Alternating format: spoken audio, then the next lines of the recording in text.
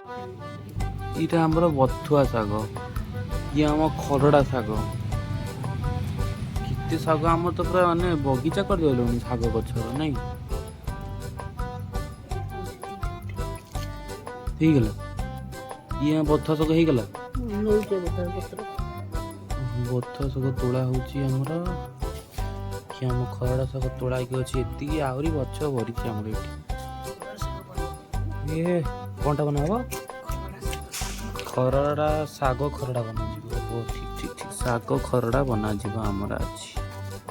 କଖାରୁ ଶାଗ ସବୁ ଶାଗକୁ ମିଶେଇ ମାଶେଇକି ଗୋଟେ ବନେଇଦେଲେ କଣ ନା ଶାଗ ଖରଡ଼ା। ଇଏ ଆମ କଖାରୁ ଶାଗ ନାଇଁ।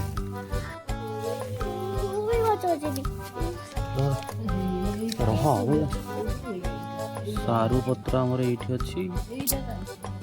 ଇଏ କଣଟା ଆମର କଟା ହେଇକି ରହିଲା ଏମିତିକି ନା, ଆଉ ସିଝା ହବ ପ୍ରେସର କୁକରରେ।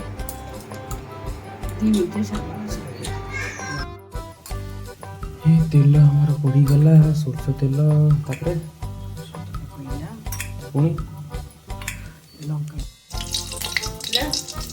ଲଙ୍କା ପଡ଼ିଲା ଆମର, କଞ୍ଚା ଫୁଟଣ ପଡ଼ିବ।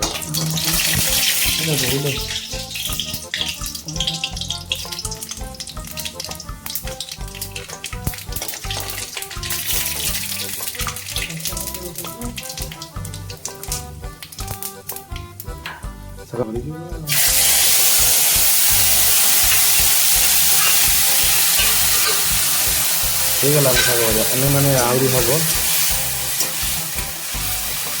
ହେଇଗଲା।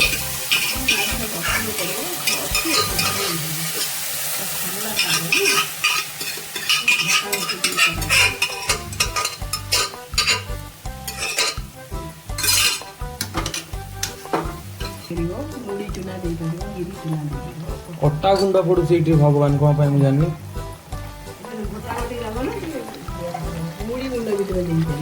ମୁଢି ଗୁଣ୍ଡ ଦେଇ ହବ।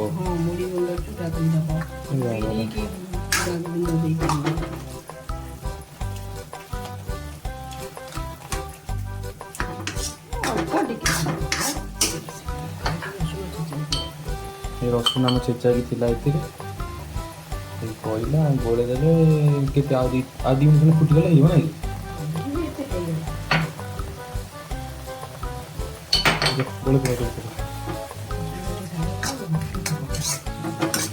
ଇଏ ଆମର ହେଇଗଲା, ଗୋଳା ଗୋଳି କରିଦେଲେ ଆମର ଶାଗ ଖରଡ଼ା ରେଡି।